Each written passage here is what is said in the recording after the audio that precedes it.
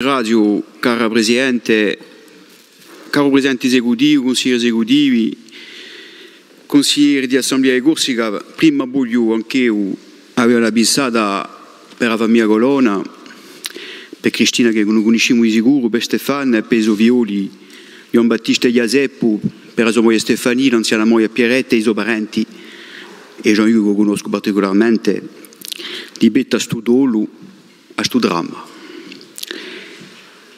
Moi, je ne serai pas très long, mais je voudrais vous partager, dans ce moment où se dit beaucoup de choses positives, avec un état d'esprit qui me paraît à la hauteur de la situation, l'impression que j'ai liée à ce drame. Je crois qu'on peut assimiler, pour ceux qui croient en Dieu, mais aussi pour ceux qui n'y croient pas, la trajectoire d'Ivan Colonna à un chemin de croix. Un chemin de croix parce qu'il est une évidence qu'il a été martyrisé et que le déroulé de son assassinat n'est pas un déroulé commun. Commun dans le temps, commun dans la souffrance, commun évidemment dans tout ce que cela ouvre de questions. Un chemin de croix d'Ivan Colonna aussi parce que ce qui l'a amené à ça, c'est l'irrespect le manque de respect dû à sa personne, à ses droits, cela a été dit par beaucoup d'intervenants, et qu'il est évident aujourd'hui que ce qui l'a conduit à cela, c'est au minimum, une volonté politique de ne pas lever le statut de DPS et de lui faire subir une peine de mort qui ne disait pas son nom, à lui, mais aussi aux deux autres que sont Pierre Alessandre et Alain Ferrandi. Un chemin de croix aussi qui a commencé avec la cavale. Et puis ce chemin de croix, je pense que d'Ivan Colonna, à travers ce chemin de croix, c'est un petit peu le chemin de croix du nationalisme corse. Je rappelle quand même qu'Ivan Colonna, c'est un militant jeune qui a connu les luttes, y compris d'être là pour que les Mouvrini chantent à Cargese, les affaires Gheorsogni, l'amitié avec Gian Battista Coavi, l'affaire du Querciolo, et c'est aussi à travers sa trajectoire le refus qui était le sien, quand on le connaît un peu individuellement, des bandes et des factions, y compris dans ce que ça a pu amener de drame dans le nationalisme corse. Donc c'est aussi quelque part en miroir le chemin de croix du nationalisme corse.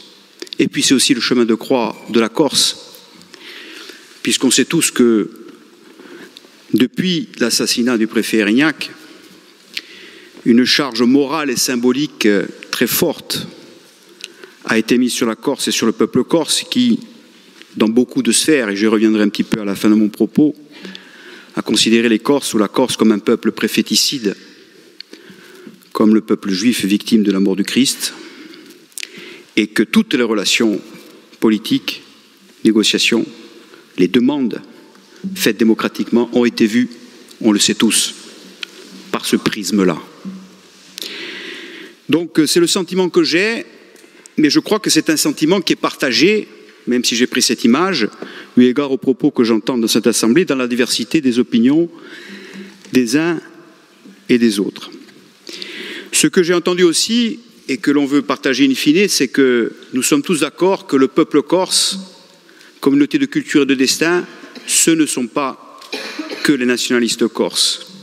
Le peuple corse, il s'est exprimé en juin 2021 dans la diversité de ses opinions ici. Il vit chaque jour sur le plan économique, social, culturel. Il vit dans les manifestations, il vit dans les associations, il vit à l'université, il vit partout, de Lourdes à Bonifacio, de Galeria à Portivecchio, d'Avastia à Ajaccio. Et je crois que cela, on doit le dire, pas chacun de notre côté, mais on doit le dire ensemble, et je crois qu'aujourd'hui on le dit ensemble, et c'est bien l'ensemble des forces politiques, mais aussi vives de ce peuple corse, qui devra se mettre d'accord autour du projet à négocier avec l'État. Je voudrais dire juste quelques mots d'analyse politique de ce que j'ai entendu par rapport à ce qui peut s'amorcer. Premièrement, je crois que l'amorce du dialogue qui commence, caractérisé notamment par le compte-rendu d'engagement, si on prend la plus haute période du point de vue d'engagement politique qu'on a connu, qui est le processus Matignon de 2002, il me semble qu'on peut dire factuellement que l'amorce, puisque la négociation va venir, elle n'est pas faite, on ne peut pas conclure une négociation avant l'avoir engagée, est plus haute, beaucoup plus haute, et fort heureusement d'ailleurs, à cause du drame qu'on a vécu et la trajectoire que nous avons vécue, en entrée aujourd'hui du processus qu'elle ne l'était en 2002. On va parler du statut d'autonomie et du curseur qu'on va y mettre. On parle des exemples dans la Constitution, c'est Saint-Martin, Saint-Barthélemy, la Nouvelle-Calédonie et la Polynésie. On parle des îles de la Méditerranée, on parle de l'arc atlantique, et y compris d'un statut sui generis. Autrement dit, ce sujet-là institutionnel dans le champ de discussion, et notamment sur la question de l'autonomie législative et réglementaire, et pourquoi en faire, nous sommes tous d'accord, pour mordre sur les réalités économiques et sociales et culturelles de ce pays, pour l'utilité sociale de l'intérêt général public de ce pays, ce sujet-là est posé en début et il faudra trouver le process et les curseurs et l'évolution étapiste, sachant que si nous franchissons ce cran constitutionnel, parce qu'il est indiqué qu'il y aura bien une réforme constitutionnelle, si on y arrive, il y aura une loi organique et il faudra souhaiter qu'il y ait une première loi organique et que la vie continuera avec une deuxième loi organique, parce que ça a été aussi le chemin d'autres pays qu'on peut prendre en référence. On changera de division, on changera d'époque, et les choses se normaliseront à travers des débats techniques et politiques, économiques, fiscaux, normaux, normalisés, qui ne seront plus pris sous le prisme de cette charge symbolique du rapport de force et de l'idéologie mortifère que nous avons vécue. Je voudrais dire aussi qu'à la différence de 2002, nous ne sommes pas dans la même situation en termes de forces politiques françaises. En 2002, toutes les forces politiques françaises, quasiment sans exception, étaient contre un processus politique pour la Corse. Je rappellerai quand même que si Lionel Jospin a perdu les élections présidentielles, c'est parce que Jean-Pierre Chevènement a quitté le gouvernement, s'est présenté notamment pour le motif central de la Corse, et donc Lionel Jospin n'ayant pas été au second tour, c'est la perspective de l'élection de Lionel Jospin pour la réforme constitutionnelle qui devait arriver de 2003, n'est pas arrivée. C'était identique en Corse, ça a été rappelé par Paul Quastane, les 26 contre les 22. Les 26 pour le pouvoir réglementaire, les 22 pour le pouvoir législatif. Nous étions dans une division interne qui me semble être du passé lorsque j'entends les propos de ce jour. Donc nous avons quand même aujourd'hui des forces, des acquis en termes d'état d'esprit qu'il faut cultiver, qu'il faut construire, qu'il faut bien sûr peaufiner entre nous, par le dialogue entre nous, pour éviter ce qui était des manquements ou des défauts pour le processus. Et puis, lorsque j'entends la question des lignes rouges, je constate que personne ici ne remet en cause, et certainement pas le président du Conseil exécutif, le fait que le peuple corse, fort heureusement, la langue corse, le statut de résidence seront discutés dans le processus, sans tabou, même si évidemment, on ne peut pas en début de processus empêcher un ministre de la République de dire qu'il a ses lignes rouges, mais qu'il accepte de discuter du sujet. Nous sommes en début de négociation. Nous ne sommes pas au milieu de négociation, nous ne sommes pas en fin de négociation. Le sujet sera donc sur la table. Moi, je voudrais simplement conclure sur ce qui me paraît être deux pièges. Le premier piège, je m'adresserai à nous et à la société corse. Le seul piège que je vois dans la société corse, et ça a été indiqué avec beaucoup de clarté et de force par le président du Conseil exécutif notamment, et je ne doute pas que ce propos soit partagé, c'est la logique des bandes et des factions, sous toutes ses formes. Je ne mets pas de... Tout ce qui est lobbyiste, bandes et factions. Je crois qu'il faut dire avec force qu'ici, tous et toutes, donc, nous ne voulons pas un projet d'autonomie qui amènerait à l'enfer, mais nous voulons un projet d'autonomie qui permet d'aller au bonheur du peuple corse. Et donc cet aspect-là est un aspect qu'il faudra avoir en tête en permanence. Nous sommes pour l'émancipation démocratique, sociale, culturelle, morale de notre pays. Nous sommes pour travailler pour la génération présente et future. Nous sommes pour que la démocratie soit le moyen objectif et soit révolutionnaire dans ce pays et qu'il ait pour seul point central l'intérêt général et public du peuple corse. Et donc cette logique-là, ce piège-là, il peut effectivement nous faire fourcher dans le processus. Il peut être un problème en fin de processus, mais je ne doute pas, eu égard aux propos des uns et des autres, que nous sommes vigilants là-dessus. Le deuxième piège, c'est de minorer ou de ne pas prendre la mesure du poids néfaste et je le dis froidement, des faucons dans l'appareil d'État. Je crois qu'il faut faire quand même un bilan froid, tranquille, serein, sans surenchère de ce qui s'est passé depuis 7 ans, 5 ans, 4 ans. Le comportement idéologique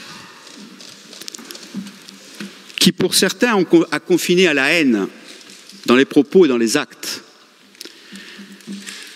de ceux qui sacralisent une idée républicaine et qui en vient à prendre une couleur brune, a été encore plus forte face à un élan démocratique, par le pouvoir des urnes et positions démocratiques, que lorsqu'il y avait de la clandestinité politique dans les années 90. À croire que la peur de perte de maîtrise de la situation par la démocratie faisait s'affoler le système. D'ailleurs, malheureusement, le dossier qui le caractérise le plus, parce que maintenant c'est une évidence, c'est évidemment le refus de la levée de statut de DPS. Dans sa genèse, dans son histoire, dans le fait de poursuivre dans l'erreur, dans les arguties, jusqu'au drame absolu. Jusqu'au drame absolu. Mais pas simplement. Les faucons existeront toujours. Ça fait partie du paysage. Il ne faut pas surjouer cela, mais il faut en avoir conscience. Et je serais tenté de dire qu'il va bien falloir que les hommes et femmes de bonne volonté, en Corse, entre Corse, mais aussi ailleurs, à un moment donné construisent la confiance nécessaire, par les discours et les actes nécessaires, qui fassent éviter ce piège-là, qui est bien sûr un piège qui va se retrouver contre nous, même si, à mon avis, cette question des faucons de la République, conception républicaine, dépasse la Corse sur la conception républicaine du pays, de ce grand pays qu'est la France. Je voudrais prendre pour image, parce que c'est l'image la plus récente de cette photographie liée aux faucons, ce qui s'est passé hier en commission des lois. Vous aviez donc 2 directeurs de la centrale d'Arles en face de nous. Vous avez l'actuel directeur qui a pris ses fonctions le 1er mars et vous aviez l'ancienne directrice. Vous aviez la part ombre et la part lumière. La part lumière, c'est ce directeur qui explose en pleurs, sincèrement, secoué, parce qu'il vit comme fonctionnaire dédié au service public comme quelque chose d'intolérable qui le touche au plus profond de son cœur et de son âme. J'étais là, je peux vous dire qu'il n'a pas surjoué. Et puis vous aviez la part ombre. Je ne juge pas la personne, je fais part de mécanique. La personne qui vous dit qu'il était normal que Franck Elongabé, parce qu'il a été gentil, parce qu'il était poli, puisse être un contrat de travail rémunéré. Qu'il était normal qu'elle ait pu donner, elle, des avis favorables pour qu'il y ait des réductions de peine de 4 ans. Qu'il niait le fait qu'il n'y avait pas d'informations concernant son statut en Afghanistan, alors que tout un chacun savait que c'était une personne qui mettait une balle dans la tête de ses victimes et qui a tué des dizaines de personnes et que le renseignement français ne pouvait pas ne pas savoir cela.